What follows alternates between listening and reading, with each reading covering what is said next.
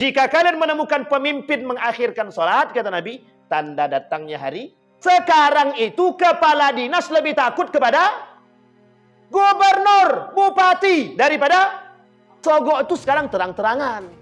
Mereka tak takut sama Allah. Memasukkan anak ke tempat pekerjaan pakai sogok. Tender itu tidak dikeluarkan sama mereka duitnya kalau tak dibayar. Misal satu tender tak dikasih duit. Kalau tak dikasih duit, kapan kami menangkan dia? Begitu modelnya. Ini mohon maaf para kontraktor ya, jangan tersinggung. Begitu keadaan sekarang. Bayangkan kalau kita punya pemimpin yang alim, yang baik. Nampak dia orang-orang tak salat, apa kata dia? Kalian kepala dinas tak salat, minggir kalian. Ganti. Kan enak. Jadi kepala dinas yang tak salat dikeluarkan itu. Ini saran buat para pemimpin, baik wali kota ataupun gubernur. Yang tak salat ganti.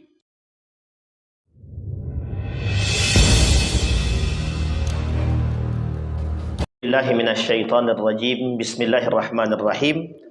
Assalamualaikum warahmatullahi wabarakatuh. Alhamdulillahirabbil alamin. Alhamdulillahilladzi an'ama bi ni'matil iman wal islam bihima tatimmus salihat. Asyhadu an la ilaha illallah wahdahu la syarikalah wa asyhadu anna Muhammadan abduhu wa rasuluh la nabiyya ba'd.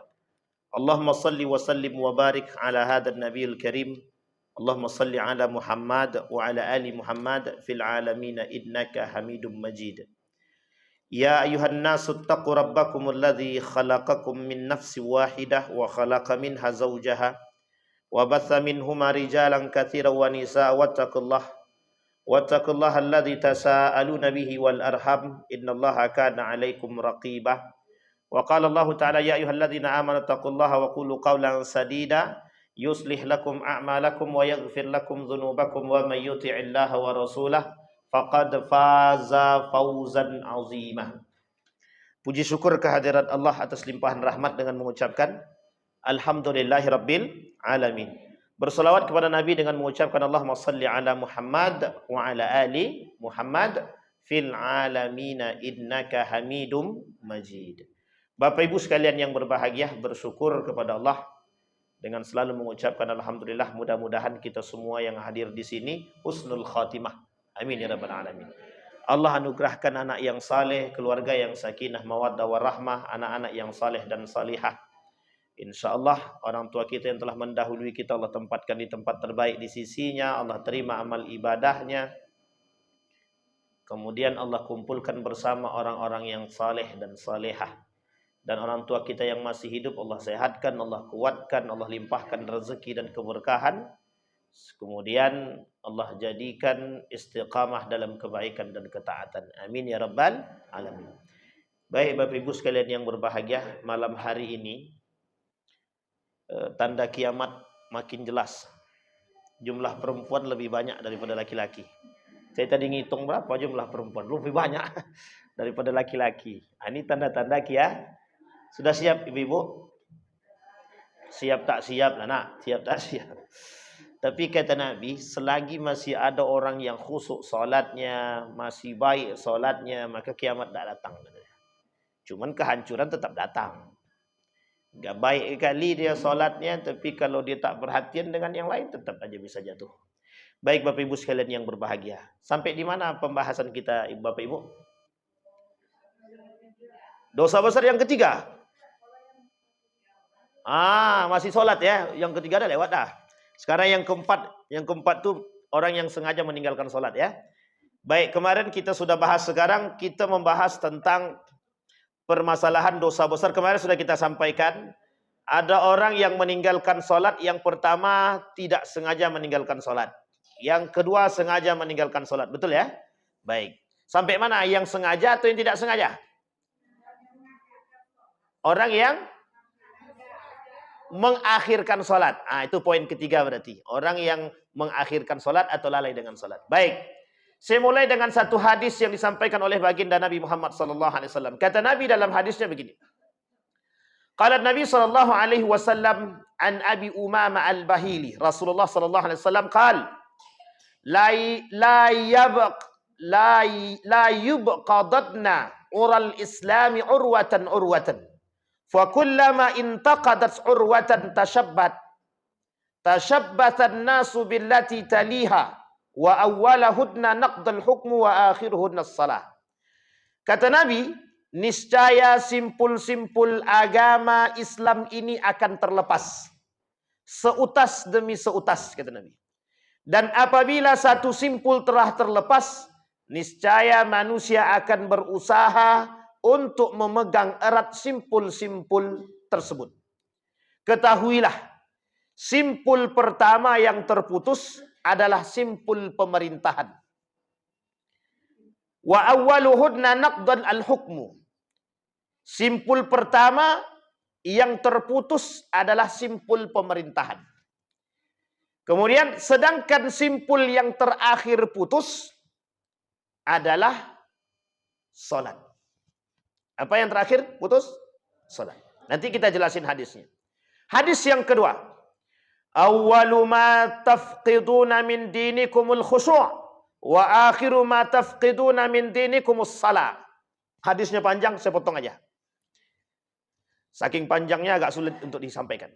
Kata Nabi, di dalam hadisnya, kata Nabi, kelak di akhir zaman itu, kata Nabi,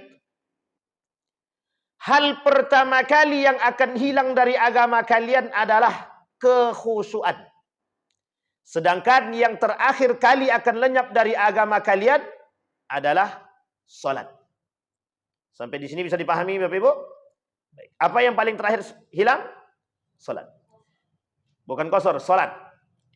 Kemudian di dalam hadis yang lain Nabi juga sampaikan, innahu satakunu alaikum umara yuakhiruna as-salah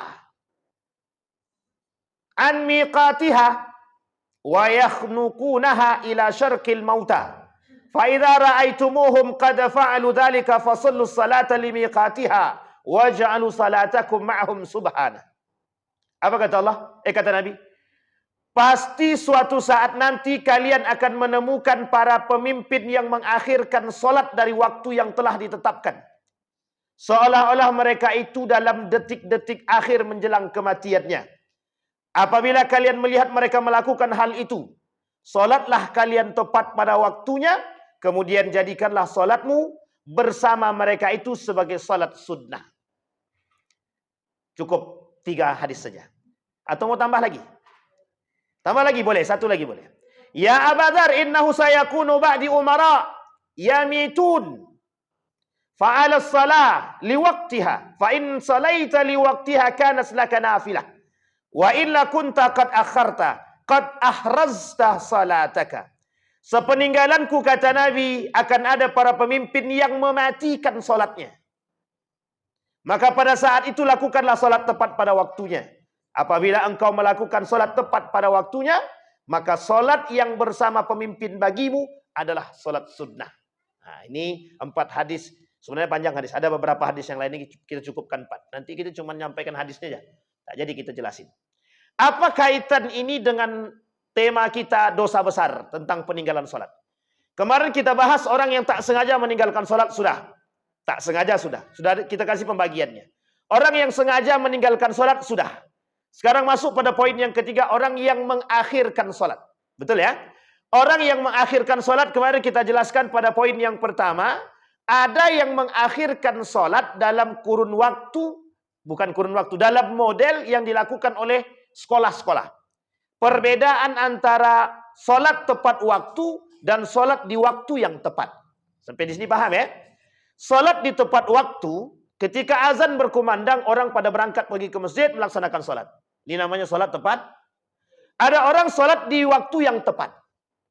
Azan berkumandang jam 12.30, melaksanakan sholat zuhur seharusnya.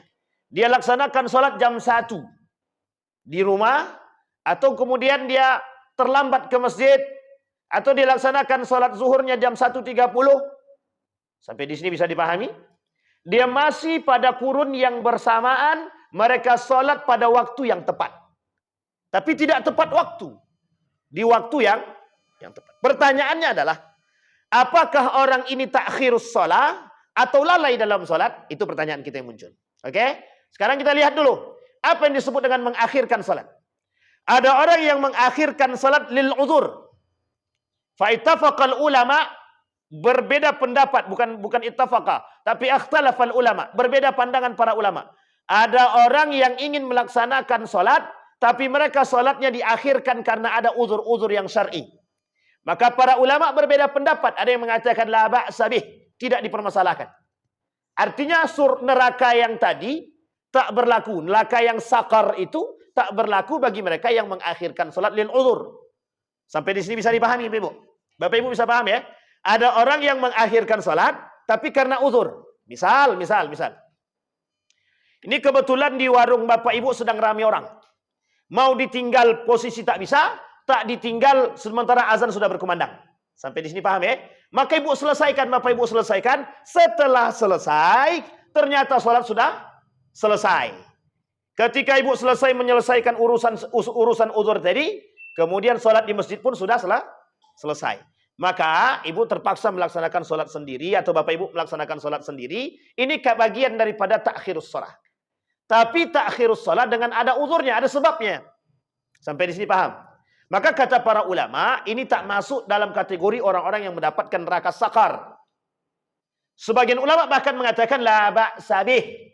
Dalam ilmu fikih, kata para ulama berbeda pendapat, maka ini tidak dikategorikan orang-orang yang mendapatkan neraka sakar, atau kata para ulama tidak dipermasalahkan.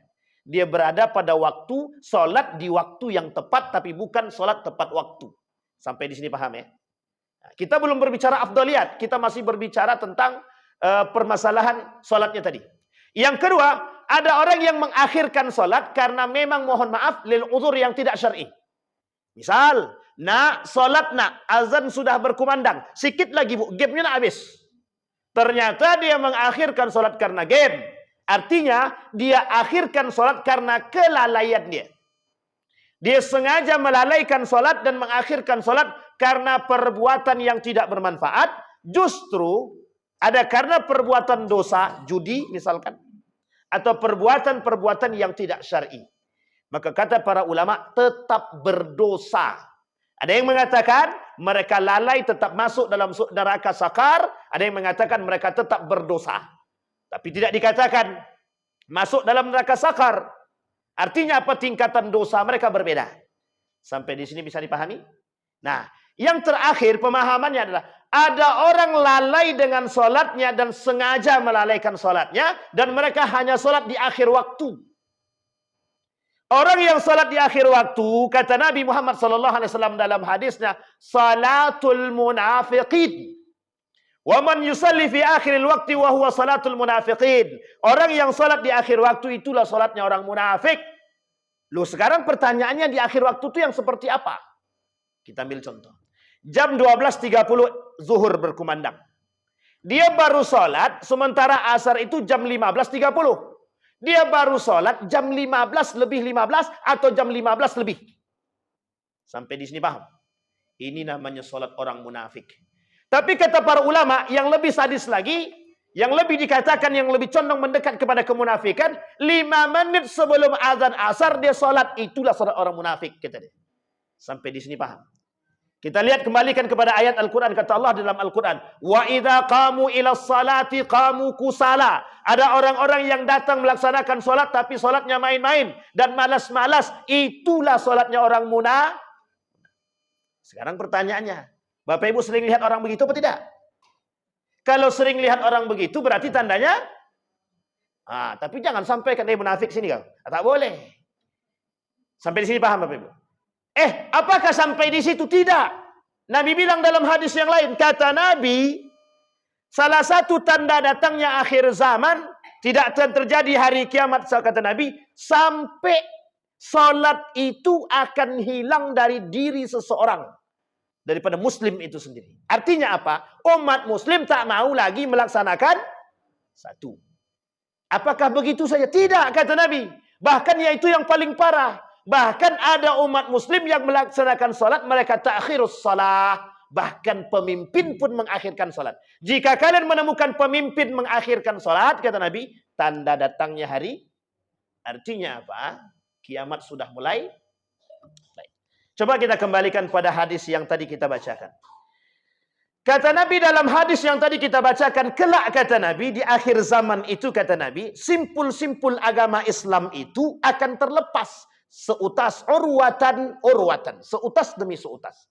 Sekarang pertanyaannya, simpul agama yang seperti apa? Ini simpul agama maksudnya, perekat-perekat agama yang tadinya kuat ikatan dia, itu bisa terlepas sedikit demi sedikit.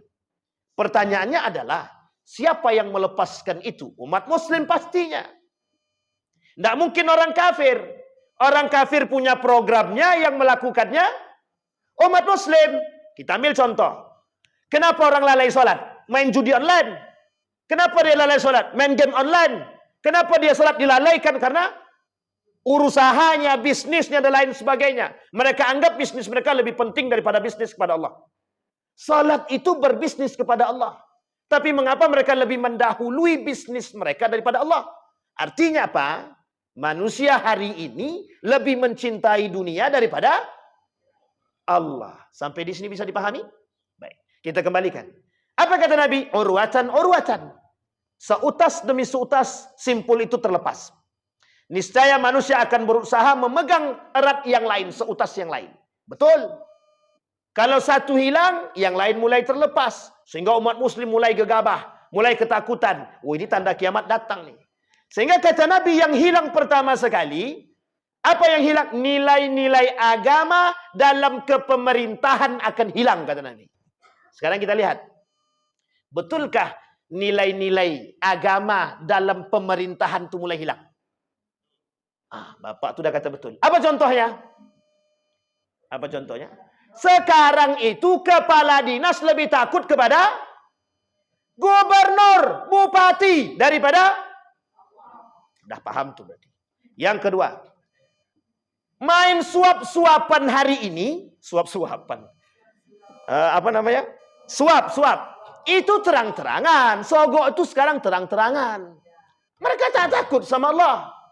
Memasukkan anak ke tempat pekerjaan pakai sogok. Ini enaknya begitu. Jangan tersinggung. Kalau tersinggung nanti, tapi memang harus tersinggung.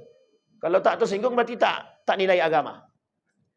Harus. Berarti sudah hilang nilai agama. Kalau mereka paham nilai agama, mereka pasti tak sogok. Yang keempat, bercampurnya laki-laki dan perempuan. Coba. Satu dosa yang paling nampak di hadapan kita hari ini, mengapa mereka tidak memberikan ruang tersendiri, bahkan mohon maaf, mereka leluasa bersentuhan antara laki-laki dengan. Coba. Dosa apa tak dosa? Ladang dosanya lebih banyak. Satu, sudah tadi. Yang kedua, masalah suap juga sudah. Masuk kerja pakai suap sudah. Apalagi ketidakjujuran terjadi. Yang kelima, kuitansi bodong. Kenapa Ustaz itu sampaikan kuitansi? Karena memang itu yang paling nampak. Apa namanya? Fiktif. Ini bukan SPPD fiktif. Ya mungkin kuitansi fiktif aja lah. Oh, ini nyata Bapak Ibu, nyata sekali. Satu ketika ada salah seorang sekretaris itu, waktu saya masih menjabat di bukan menjabat ya, waktu saya kerja di salah satu tempat itu, kebetulan anggota DPR ini mau keluar gitu kan, mau reses gitu. Disediakanlah uang. Ketika balik, apa kata sekretaris itu? Gimana kami mau buat ininya bang? Katanya. Laporannya, sementara nggak jelas uangnya keluar gimana kata dia. Akhirnya diakalilah bagaimana caranya, pokok diakalilah. Uang yang keluar itu sama gitu. Mau berlebih, mau bersisa, pokoknya habis. Hitungannya tetap Coba bayangkan. Begitulah tak mudahnya tangan manusia. Mereka tidak takut dengan Allah. Yang mereka takuti apa? Justru pemimpin mereka yang mereka takuti. Bosnya yang dia takuti. Coba bayangkan. Sebenarnya kalau mau kita kuliti satu persatu, banyak sekali Pak. Pertanyaannya adalah, mengapa mereka nggak takut dengan Allah? Karena apa? Kecintaan mereka terhadap harta dan duit tadi sudah merajalela. Pokoknya kalau tidak masalah duit aku, kalau tidak dapat duit, malas aku mau menuliskan kwitansi ini kalau tak dapat duit. Kita ambil contoh. Tender itu tidak dikeluarkan sama mereka duitnya kalau tak dibayar. Misal satu tender tak dikasih duit. Kalau tak dikasih duit kapan kami menangkan dia? Begitu modelnya. Ini mohon maaf para kontraktor ya, jangan tersinggung. Begitu keadaan sekarang. Makanya saya katakan perlu adanya kontraktor syariah. Kenapa perlu kontraktor syariah sekarang? Karena saking mohon maaf. Apa kata mereka? Kalau kami tak suap, kami tak dapat hak kami. Kalau memang tak dapat hak, jangan main kontraktor. Sudah jelas ar-rashi wal murtashi finnar, Allah kata demikian. Tak ada lain. Memang tak berdosa, tapi neraka kan? Sama saja. Sampai di sini paham Bapak Ibu? Simpul yang pertama, kata Nabi, hilang. Di mana hilangnya? Saking mudah kita nampak. Tapi kata Nabi yang paling berbahaya simpul yang kedua, kata Nabi. Apa kata Nabi yang simpul terakhir? Wa akhiruhunna as-salah. Kelak simpul terakhir yang putus daripada umat muslim itu adalah hilangnya salat dari diri mereka. Coba. Sekarang kita lihat Bapak Ibu. Mohon maaf ya, saya kasih contoh yang paling sederhana. Betapa mudahnya orang hari ini meninggalkan salat tanpa ada rasa berdosa. Betul apa salah? Kita ambil contoh. Saya ngajar di salah satu universitas, saya tak sebutlah. Saya tanya sama mahasiswa itu, kalian dah sholat? Belum. Kalian tak sholat? Enggak. Kalian halangan? Tidak. Pertanyaannya, kok kalian tersenyum? Ketika saya tanya kenapa kalian tersenyum, justru jawabannya tersenyum. Artinya apa? Mereka bangga tidak sholat. Mereka biasa aja tidak sholat, tidak ada rasa dosa kok. Para ulama terdahulu, orang-orang salaf dulu, kalau satu sholat saja mereka tinggal, itu rasa berdosanya bukan main. Bukan tinggal, lalai saja. Makanya Bapak Ibu, mohon maaf. Anak-anak Bapak Ibu hari ini, anak-anak kita semua hari ini, kalau tak kita kuatkan dengan sholat, bisa dipastikan nilai-nilai agama pada diri mereka yang lain hilang. Kenapa begitu? Inna salata tanha anil fahsyai wal munkar. Salat bisa mencegah perbuatan keji dan mungkar. Sedangkan yang salat aja masih bisa koruptor. Bagaimana yang tak salat? Sampai di sini paham? Bisa dipahami Pak Ibu? Ini yang paling penting untuk kita sampaikan. Kata Nabi begitu. Maka kata Nabi, yang pertama kali hilang dari umat muslim kelak di akhir zaman dalam permasalahan agama. Ini kata Nabi pada hadis yang kedua tadi kita baca. Kata Nabi, yang kelak di akhir zaman yang hilang dari umatku terhadap agama mereka adalah kekhusyuan. Kita perhatikan. Betul tidak perkataan Nabi ini bukan khusyuk dalam solat saja. Kita lihat khusyuk dalam berbagai macam hal. Berapa tingginya kecintaan umat manusia terhadap dunia, umat muslim terhadap dunia ketimbang kepada agama. Boleh Bapak Ibu lakukan penelitian hari ini, kecintaan manusia, kecintaan umat muslim terhadap nilai agama atau pelajaran agama lebih sedikit ketimbang kecintaan mereka terhadap musik, terhadap apapun itu. Sampai di sini bisa dipahami ya Bapak Ibu ya? Betul apa salah? Yang dalam solat saja, tak salah kalau ada seorang profesor dari Inggris mengatakan begini. Aku lihat umat muslim di Indonesia, tapi aku tak lihat Islam, kata dia. Maksudnya apa itu? Kita lihat. Berapa banyak umat muslim di Indonesia? Nomor 1 terbesar di dunia. Pertanyaannya dari sebanyak itu, berapa yang mukmin? Berkurang lagi kan? Dari sekian banyak yang mukmin, berapa yang solat? Berkurang lagi kan? Dari sekian banyak yang sholat, berapa yang sholat di masjid? Berkurang lagi kan? Dari yang sholat di masjid, berapa banyak yang sholatnya khusyuk? Berkurang lagi. Di antara sholat yang khusyuk tadi, mohon maaf. Berapa banyak yang bakal diterima oleh Allah sholatnya? Na'udzubillahi tsumma. Ini satu kiasan bagi kita Bapak Ibu sekalian yang berbahagia. Belum tentu kita yang sholat saja, belum tentu Allah terima sholat kita. Apalagi yang tidak. Pertanyaan kita adalah, kemana rasa simpati dan empati kita? Coba bayangkan kalau kita punya pemimpin yang alim, yang baik. Nampak dia orang-orang tak sholat, apa kata dia? Kalian kepala dinas tak sholat, minggir kalian. Ganti. Kan enak. Jadi kepala dinas yang tak sholat, dikeluarkan itu. Ini saran buat para pemimpin, baik wali kota ataupun gubernur, yang tak sholat ganti. Kan begitu, yang muslim. Kalau tak muslim, ngapa pula kita suruh muslim sholat pula? Tapi kalau bisa kita suruh, ya alhamdulillah. Kan gitu. Artinya dia masuk Islam dulu. Sampai di sini paham Bapak Ibu? Maka kata Nabi, yang pertama kali hilang. Ini tanda-tanda akhir kiamat. Makanya bukan hanya sebatas orang tak sholat selesai. Tidak. Bukan begitu. Ternyata salah satu penyebab datangnya akhir zaman itu atau tanda datangnya hari kiamat, salah satu tanda kecilnya adalah ketika hilangnya salat dari diri umat muslim itu sendiri. Maka Bapak Ibu sekalian yang berbahagia, kelak sekarang saya lihat, kita lihat anak-anak zaman sekarang, enggak usah anak-anak, saya tanya sama ibu-ibu deh. Nih bapak-bapak, ntar dulu, ibu-ibu kita tanya. Siapa yang hafal sahabiat Nabi perempuan 10 orang saja? 10 orang sahabiat. Sahabiat itu bukan sahabat ya, sahabat-sahabat perempuan Nabi. 1. Ummu Kalsum. 2. Ummu Kalsum siapa? Jangan pula bini Nabi. Ini sahabat-sahabat Nabi. Kalau bini Nabi jelas. Sahabiyat. Sahabat-sahabat Nabi selain daripada istri-istri Nabi.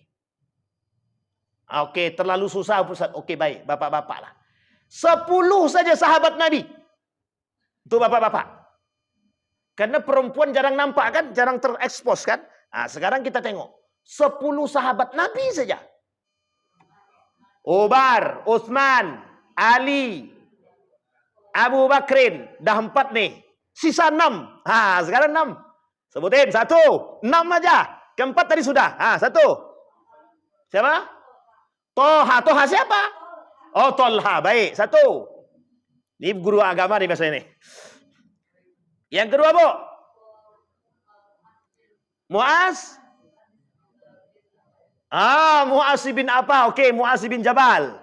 Dah, berarti 4 tambah 2, 6. 5 ibu-ibu pula yang tahu. Bapak-bapak enggak tahu. Masya Allah. Ya kami tahunya Sule, Ustaz. Andre Taulani, kan begitu. Ahmad Dhani. Anang Hermansyah. Lanjut, Bu, baru 6. Masih 4 lagi. Salman Al-Farisi, baik. 7. 3 lagi, sikit lagi. Khalid bin Walid dibantu, Bu. Oke, tidak ada masalah. Khalid bin Walid. 2 lagi. Bilal bin Rabah dibantu lagi, Bu. Alhamdulillah. 1 lagi. Tariq bin Ziyad. Alhamdulillah. Berapa orang yang menyempurnakan, Pak? Coba. Sekarang Bapak Ibu coba tanya balik ke rumah. Tanya sama anak-anak Bapak Ibu. Nama yang kita sebutkan tadi, mereka kenal nggak? 1. Kekurangan kita hari ini itu. Mereka lebih kenal dengan artis daripada dengan sahabat Nabi. 1. Sudah hilang dari mereka poin itu. Yang kedua. Sekarang yang kedua. Siapa di antara Bapak Ibu yang hadir hari ini yang hafal nama-nama surat 114? Saya kasih hadiah. Mana dia duitnya? Ya. Jangan tengok Quran. Kalau tengok Quran semua orang tahu. Nggak usah jauh-jauh. Nanti akan saya petik hadis Nabi-nya. Saya kasih hadiah. Nggak usahlah ibu-ibu ya. Abang-abang yang tukang rekam ini. Yang tiap hari belajar agama kan. Saya tanya sama abang-abang ini. Yang bisa menjawab 114. Nama-nama surat dalam Al-Quran. 1. Ya Al-Baqarah jelas. Terus sampai habis. 114. Cepat. Yang cepat aja. Al-Kahfi. Lah jauh lompat tuh. Ya enggak terserah lah. Pokoknya sampai. An-Nisa. Hitung Pak. Hitung Pak ya. Hitung Majidin ya. Baik. Maryam terus. Al-Maidah. Baru belum banyak. Baru 5 bang. Coba. Ini baru kita tanya di dalam pengajian. Saya nanya di dalam sekolah. Dalam kampus itu. Di kelas saya ada 3 kelas. Bapak. Jangankan nama-nama sahabat atau nama surat. Surat Al-Fatihah aja mereka nggak hafal. Coba. Itu menunjukkan kebenaran hadis Nabi. Apa kata Nabi? La yabqal Islam illa ismu wa la yabqal Quran illa rasmu. Buktinya hari ini Bapak Ibu. Tidak banyak yang hafal nama surat dalam Al-Quran. Nama surat baru. Belum lagi. Berapa jumlah ayat dalam Al-Quran? Di mana letaknya surat ini? Di mana tempatnya? Apa nama? Mati kita. Tak akan jadi kami kan tak fokus di Al-Quran Ustaz. Betul. Memang kita tak fokus pada Al-Quran. Tapi setidaknya umat muslim berpegang teguh dengan.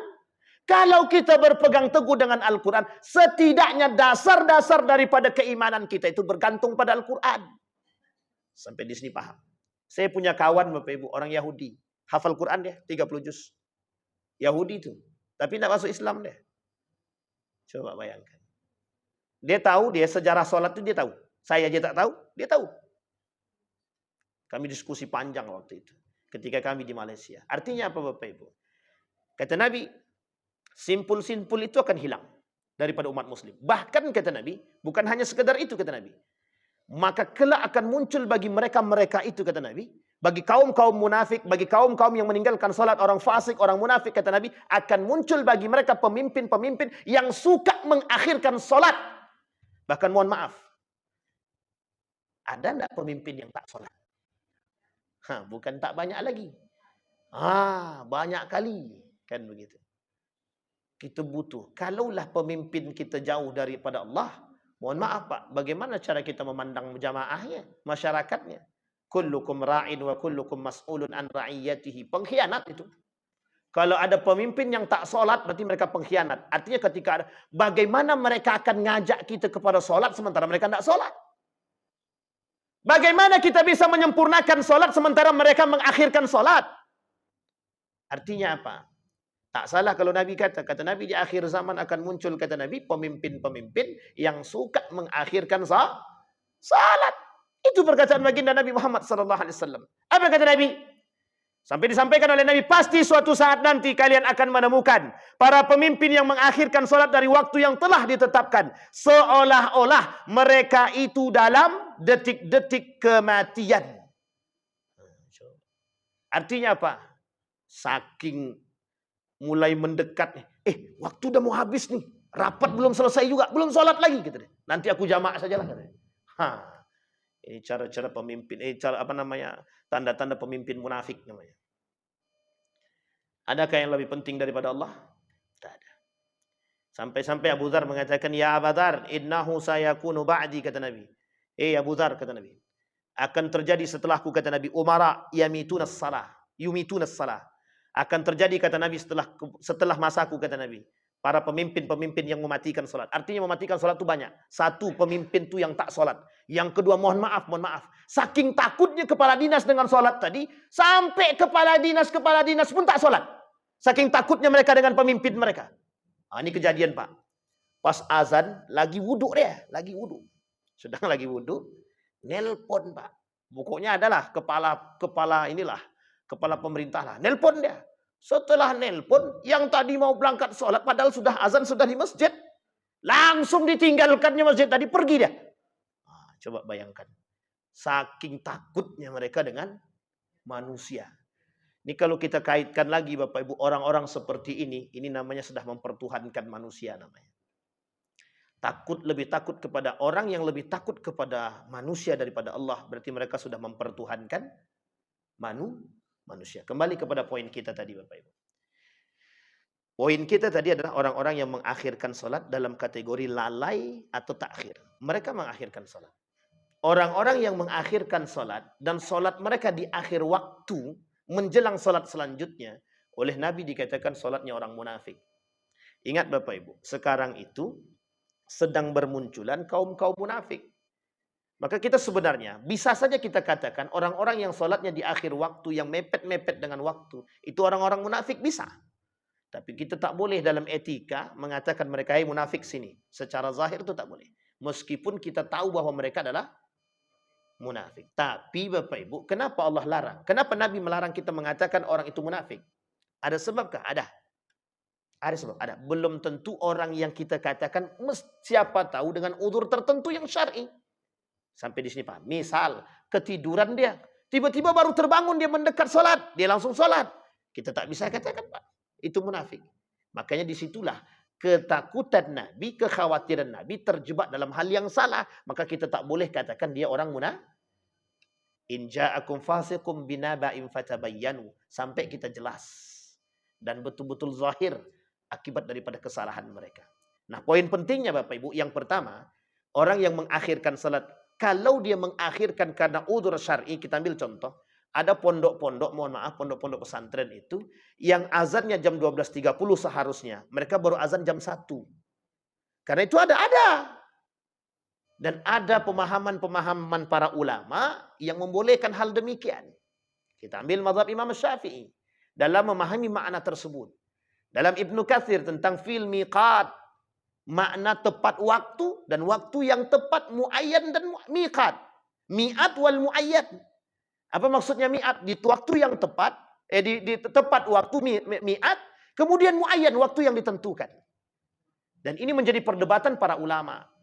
Sehingga mohon maaf, tapi kalau sudah lebih daripada setengah jam, 1 jam, ada orang-orang yang masih mengakhirkan sholat dia karena mohon maaf, bahkan ada orang yang mengkodok sholatnya karena pernikahan, hajatan.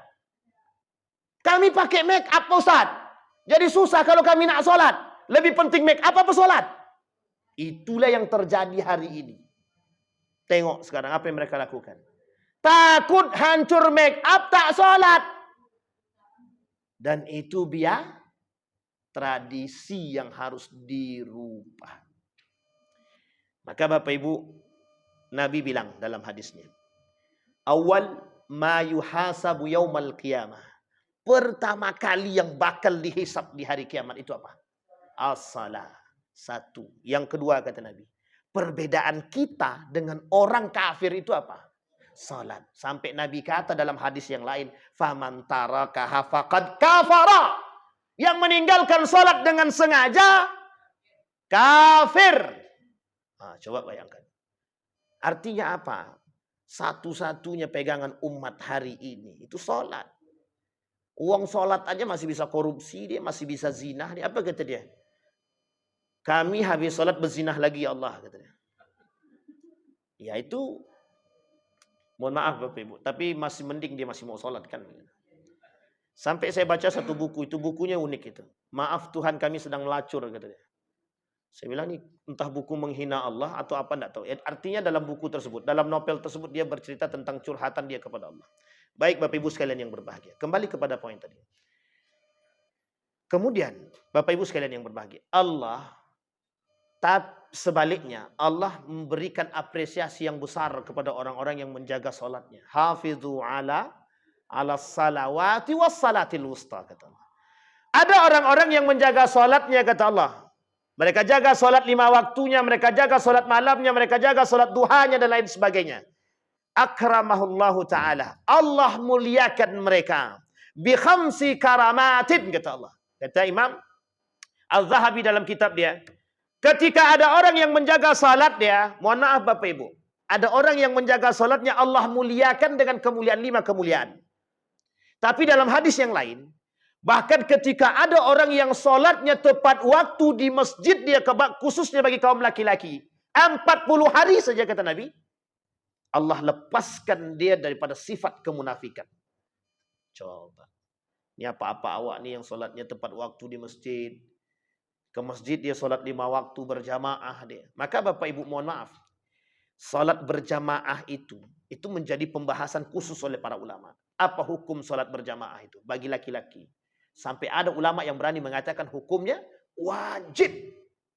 Artinya apa? Saking tak pengennya ada manusia yang jadi munafik. Karena kalau pengen kita lihat begitu Pak. Kalau ada orang sudah lalai dengan sholat dia, kita bisa katakan, bisa kita lihat. Dia mesti akan melalaikan pekerjaan yang lain. Itu jelas. Karena tolak ukurnya adalah, sholat saja yang begitu pentingnya, yang begitu baiknya, yang begitu bagusnya. Mereka berani tinggalkan, berarti apalagi yang lain. Sampai di sini bisa dipahami Bapak Ibu? Baik. Bahkan mohon maaf, di dalam hadis yang dhaif, hadisnya lemah. Kelemahan hadis ini oleh para ulama, tapi boleh diambil faidah. Arti faidah itu begini. Hanya untuk memotivasi orang-orang. Apa katanya? Jika ada salah satu salat yang wajib mereka tinggalkan, dan sengaja mereka tinggalkan, mereka seperti atau seolah-olah sedang berzinah dengan ibu kandungnya. Kalau dia perempuan berzinah dengan bapak dia, kalau dia laki-laki sedang berzinah dengan ibunya. Saking pentingnya salat. Bahkan ancaman itu. Meskipun hadis ini tergolong dalam hadis yang dhaif. Tetapi kata para ulama, motivasi. Agar orang tidak mudah meninggalkan salat. Makanya Bapak Ibu sekalian yang berbahagia. Sangat mudah hari ini kita temukan orang-orang yang sengaja meninggalkan salat tanpa beban. Dan tidak ada dosa dalam pundak mereka itu. Ketika kita kata, kau tak salat? Entar ajalah. Nanti dulu. Sampai-sampai ada yang berani mengatakan begini. Dia salat kelakuannya masih kayak setan. Mending aku tak sholat tapi baik. Nah, sekarang saya kasih tahu Bapak Ibu, ada enggak orang seperti itu? Sering Bapak Ibu temukan? Sekarang saya katakan, itulah gaya berfikirnya orang munafik dan kaum liberal. Apa kata mereka? Yang penting tuh kami baik, surga itu bisa masuk untuk kami. Surga itu bukan untuk agama Islam. Surga itu untuk buat semua agama. Siapapun mereka yang baik akhlaknya pasti masuk surga. Jadi tak sholat sekalipun tetap masuk surga. Sampai di sini paham? Itu motivasi mereka tak sholat. Maka mereka katakan kami baik tapi meskipun kami tak sholat tapi kami baik. Masa masuk surga tolak ukurnya Islam aja? Kalau dia Muslim tapi dia tak baik gimana? Ini dia. Sampai di sini bisa dipahami. Itulah gaya berfikirnya orang liberal yang hari ini kita hadapi bersama. Bukan hanya Bapak Ibu saja, semua kita. Umat Muslim sedang menghadapi kaum-kaum seperti itu. Berat Bapak Ibu. Karena yang menjadi sasarannya bukan Bapak Ibu. Siapa sasarannya? Anak-anak muda. Generasi-generasi setelah Bapak Ibu semua. Itulah yang menjadi sasaran mereka. Apa kata mereka? Lebih baik aku tidak berkerudung tapi akhlakku baik daripada berkerudung akhlakku kayak setan. Makanya mohon maaf, kami belum sanggup berkerudung. Hati kami belum bersih. Mau nunggu bersih sampai kapan? Sampai kiamat? Belum tentu bersih sama. Kami memang belum bisa sholat. Hati kami masih kotor Pak Ustaz. Makanya kami tak sholat. Gimana Pak Ustaz? Oh enggak apa-apa. Kalau ada ustadznya begitu, itu ustadznya kurang benar itu. Benar. Karena sholat itu hukumnya wajib. Orang mau sakratul maut aja wajib sholat kok. Sampai di sini bisa paham? Contoh mohon maaf. Sekarat dia. Hati dia masih bisa mengingat Allah dikatakan sholat. Sampai di sini paham? Sakit dia terbaring, dia tak bisa duduk, dia sholat dalam keadaan berbaring. Dalam keadaan duduk dia cuma bisa sholat dalam keadaan duduk. Tak bisa berdiri duduk. Bayangkan, sebegitunya Allah katakan wajibnya sholat. Bahkan anak umur 7 tahun saja sudah wajib kita ajarkan sholat. Meskipun mereka tak berdosa, tapi tujuannya adalah membiasakan mereka ta'widuhum. Lah kalau kita tak ajarkan sholat, mohon maaf, inilah akibatnya Bapak Ibu. Kenapa masjid-masjid kita hari ini diisi yang tua-tua yang sudah mau mati? Mohon maaf, jangan tersinggung Bapak Ibu. Hampir semua masjid, kami dah keliling beberapa masjid. Rata-rata yang tua-tua semua.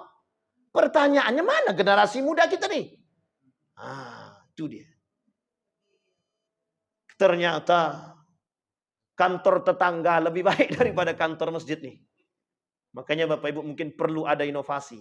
Mohon maaf Bapak Ibu, kita bisa tersenyum, tapi ketakutan kita terhadap kelak generasi kita Bapak Ibu. Mohon maaf, bukan hanya sahabat yang hilang. Nabi dah kata tadi dalam hadisnya. Salat hilang. Sebelum salat hilang itu Bapak Ibu, Islam itu akan hilang. Sebelum itu hilang, semua akan hilang. Sebelum salat hilang, nanti Al-Quran pun hilang. Mereka tak lagi baca Quran, mereka tak lagi kenal dengan Al-Quran, mereka tak kenal dengan sahabat Nabi, mereka tak kenal dengan Nabi. Barulah kemudian mereka tak solat, maka mereka tak mengenal Islam. Islam itu ada. Semua mengaku Islam, KTP saja. Tapi tak ada satupun yang solat. Artinya kata Nabi, kelak di akhir zaman lebih banyak yang tidak solat daripada solat. Sekarang pertanyaan saya, kita lihat. Lebih banyak yang solat atau yang tak solat sekarang? Kita tak bisa katakan belum ada data validnya. Cuma kalau melihat dari kebiasaan, kita sudah nampak tuh. Yang solat 100, yang tak solat. Itu baru solat saja. Sekarang kalau solatnya di masjid, yang masuk 50, yang sisanya lah hilang tuh. Begitulah Bapak Ibu. Tapi Bapak Ibu sekalian yang berbahagia, jadikan itu ketakutan kita bersama. Agar mohon maaf, kita sadar dengan generasi kita dan mengajak anak-anak kita. Sekarang saya mau mengajak Bapak Ibu, paksakan anak-anak Bapak Ibu, anak kita semua untuk ikut ke masjid sholat. Kalau kau tak sholat ke masjid, jangan kau injak kaki rumah ini lagi. Berani begitu? Ragu semua kan? Sama. Kalau kau tak mau sholat ke masjid, kalau kau tak sholat, jangan main HP. Bawa ke sini HP itu. Tak usah sekolah. Kata anak zaman sekarang, alhamdulillah. Kata dia. Coba bayangkan. Kita perlu tegas Bapak Ibu. Perlu tegas. Kami dulu, kata bapak saya, kalau tak sholat kawan, tak apa-apa kata dia. Tapi jangan kau panggil aku bapak ya, kata dia. Saya sampai digitukan, Pak. Kalau kau tak sholat tak apa-apa, tapi jangan kau panggil aku bapak, kata dia. Saya bilang, lain nih. Begitu orang tua zaman dulu mendidik, keras dia, Pak. Tapi mohon maaf, sekali saja sholat yang kita tinggalkan terasa bersalah nih. Meskipun mohon maaf. Kadang-kadang anak zaman dulu itu mohon maaf jarang juga ke masjid. Tapi ketika dia meninggalkan sholat, dalam benak mereka itu ada rasa bersalah. Sekarang mohon maaf, tidak ada rasa bersalah. Itu yang paling berbahaya itu. Saking tidak ada bersalahnya. Mohon maaf, yang saya praktekkan itu zahir. Karena saya langsung praktekkan. Saya tanya tuh sama mahasiswa-mahasiswa itu. Siapa yang tadi sholat asar? Enggak ada, Pak. Angkat tangan tersenyum. Bangga mereka nak sholat asar. Astagfirullah. Nah, artinya Bapak Ibu sekalian yang berbahagia, perkataan Nabi tentang akhir zaman tadi, tanda-tanda datangnya akhir zaman itu, atau tanda-tanda datangnya hari kiamat itu di akhir itu nampak. Bahwa memang ketakutan kita sebagai umat muslim itulah yang perlu kita tampakkan dan tonjolkan hari ini. Bisa dipahami Bapak Ibu? Mudah-mudahan ada manfaatnya bagi kita semua. Mudah-mudahan bisa menjadi tuntunan bagi kita. Mudah-mudahan bisa membawa anak-anak kita. Mudah-mudahan bisa menanamkan dalam diri kita kekuatan dan kekhawatiran. Khususnya bagi generasi-generasi kita kelak. Bagi mereka yang sengaja meninggalkan salat. Mudah-mudahan ada manfaatnya bagi kita semua. Fa'tabiru ya ulil absar la'allakum tuflihun. Assalamualaikum warahmatullahi wabarakatuh.